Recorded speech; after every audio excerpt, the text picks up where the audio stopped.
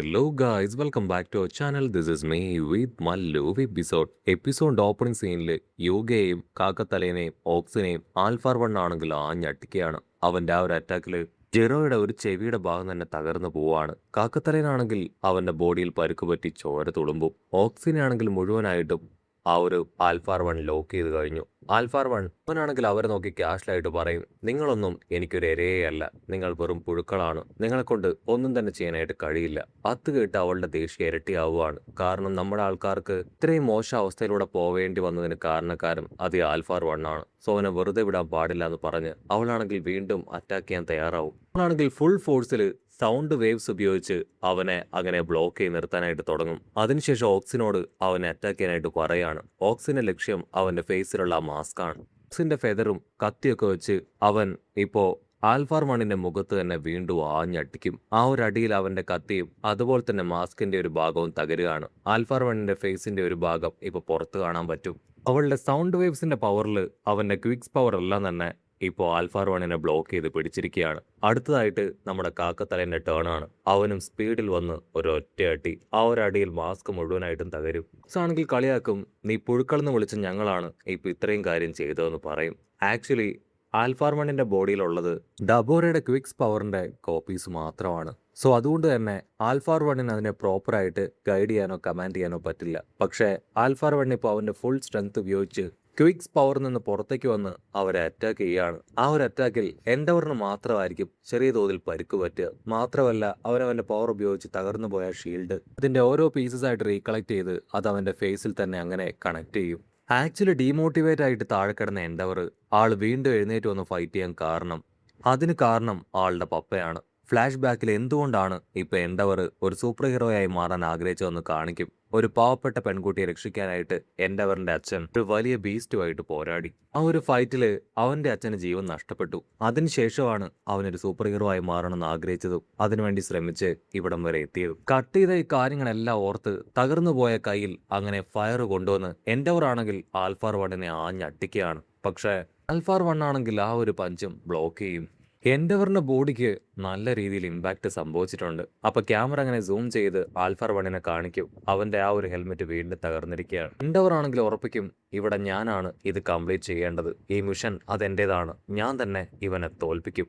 ഇവിടെ ആൽഫാർ വണ്ണിനാണെങ്കിൽ already ആൽമൈറ്റുമായിട്ട് fight ചെയ്ത ആ ഒരു സംഘടനം അത് ഓർമ്മ വരികയാണ്. ആ സമയത്ത് സംഭവിച്ചതുപോലെ തന്നെ ഇവിടെ സംഭവിക്കുമെന്നുള്ള ഒരു ഭയം അതിപ്പോ അവന്റെ മനസ്സിലുണ്ടാവും. പരുക്ക് പറ്റിയ ഹീറോസ് അവർ ശരിക്കും പാമ്പിനെ പോലെയാണെന്ന് ചിന്തിച്ചു നിൽക്കുന്ന അതേ സമയം എൻഡവർ ആണെങ്കിൽ ഇപ്പോൾ ഓക്സിന്റെ ആ ഒരു ത്രസ്റ്റ് പവറിൽ മുകളിലേക്ക് വരും. അതിനുശേഷം വീണ്ടും എൻഡവറിന്റെ ഫയർ പവറിൽ ആഞ്ഞട്ടിക്കുകയാണ്. അതിൽ നിന്ന് ക്രിയേറ്റ് ആയ ആ ഒരു ഫയർ അത് താഴെയുള്ളവർക്ക് പോലും സഹിക്കാനായിട്ട് കഴിയില്ല. എൻഡവറിനാണെങ്കിൽ അപ്പോഴും കലി അടങ്ങില്ല. അവനെ പൂർണ്ണമായിട്ട് നശിപ്പിക്കാൻ ഇപ്പൊ താഴേക്ക് ഫുൾ ഫയർ പവറിൽ താഴേക്ക് വരികയാണ്. ഇവിടെ ആൽഫാർ വൺ ആണെങ്കിൽ അടുത്ത അറ്റാക്കിൽ നിന്ന് രക്ഷപ്പെടാനായിട്ട് ഇപ്പോൾ ഒരു ഷീൽഡ് തന്നെ ക്രിയേറ്റ് ചെയ്ത് അങ്ങനെ കിടക്കുകയാണ്. സൂപ്പർ ഹീറോസ് ആണെങ്കിൽ മുകളിലേക്ക് നോക്കും.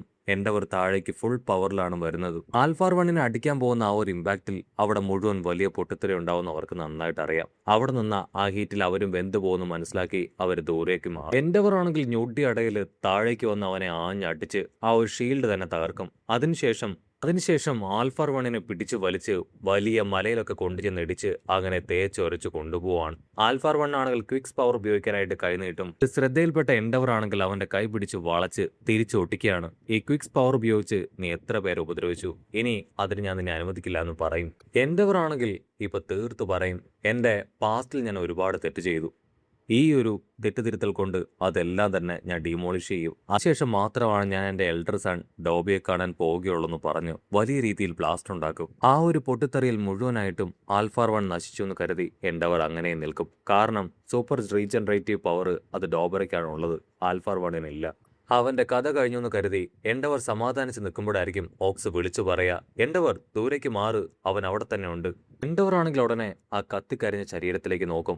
അതിൻ്റെ ഉള്ളിൽ നിന്ന് ഇപ്പൊ ആൽഫാർ വൺ ആണെങ്കിൽ സംസാരിക്കുകയാണ്, എനിക്ക് ഈ ബോഡി ഒരുപാട് കാലമായിട്ട് ബോറടിച്ച് തുടങ്ങിയിരുന്നു, നീ എന്റെ പുതിയ ട്രാൻസ്ഫർമേഷൻ ആണ് നീ കാണാൻ പോകുന്നെന്ന് പറഞ്ഞ് ഒരു ബുള്ളറ്റും എറിയെന്ന് പേരുള്ള കൊച്ചു പെൺകുട്ടിയെയും കാണിക്കും. കട്ട് ചെയ്താ ഇവിടെ ഡബോറയെ കാണിക്കും. അവന്റെ ബോഡിയിൽ ക്വിക്സ് പവർ ഉപയോഗിക്കാതെ തന്നെ ഒരുപാട് വിരലുകൾ അങ്ങനെ വളർന്ന് പുറത്തേക്ക് വരികയാണ്. ഇവിടെ ജീനിയസിനോട് വിളിച്ചു പറയും, അവന്റെ ബോഡിയിൽ നിന്ന് പുറത്തേക്ക് വരുന്ന ആ വിരലുകളോട് ഫൈറ്റ് ചെയ്തിട്ട് യാതൊരു കാര്യവുമില്ല. അവന്റെ റിയൽ ബോഡി കണ്ടെത്തി അതിനെ വേണം അറ്റാക്ക് ചെയ്യാൻ. എങ്കിൽ മാത്രമേ അവനെ തോൽപ്പിക്കാനായിട്ട് കഴിയൂ. നമ്മുടെ ആൾക്കാർ വിട്ടുകൊടുക്കാതെ അവന്റെ കൈ വെട്ടിയെറിയാനും പിടിച്ചു വലിക്കാനും ഒക്കെ തന്നെ ശ്രമിക്കും. പക്ഷെ എത്രയൊക്കെ എന്തൊക്കെ ചെയ്തിട്ടും യാതൊരു കുഴപ്പമില്ല. ഡോബറയാണെങ്കിൽ അവന്റെ കൈ നീട്ടി നീട്ടി കൊണ്ടുവരും. നമ്മുടെ ആൾക്കാർക്ക് നന്നായിട്ട് അറിയാം ആൽഫാർ 1 അവന്റെ ക്വിക്സ് പവർ എല്ലാം തന്നെ ഡബോറയ്ക്കാണ് കൊടുത്തിരിക്കുന്നത്. ഡോക്ടർ പറഞ്ഞ അനുസരിച്ച് ആ ഒരു പ്രൊസീജിയർ ഓൾമോസ്റ്റ് കംപ്ലീറ്റ് ആയതാണ്. ശക്തിയുടെ എല്ലാം തന്നെ ഇമ്പാക്റ്റ് ആണ് ഇപ്പൊ അവിടെ കണ്ടുകൊണ്ടിരിക്കുന്നത്.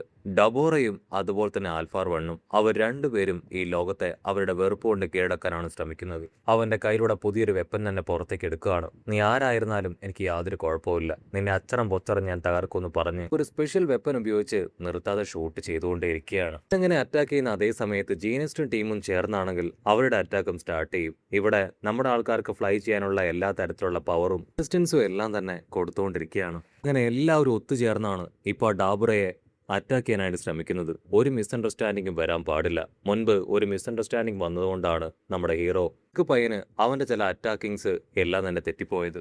പഴയ കാര്യങ്ങളെല്ലാം ആലോചിച്ച് ചറപറ ഷൂട്ട് ചെയ്തുകൊണ്ടേയിരിക്കുകയാണ്. ആക്ച്വലി മിസ്അണ്ടർസ്റ്റാൻഡിങ് അതെല്ലാവർക്കും ഉണ്ടാവുന്ന ഒന്നാണ്. അതിൽ നിന്ന് തിരിച്ചറിവ് നേടി തിരുത്തുക എന്നതാണ് ഏറ്റവും വലിയ കാര്യമെന്ന് അവൻ പറയും.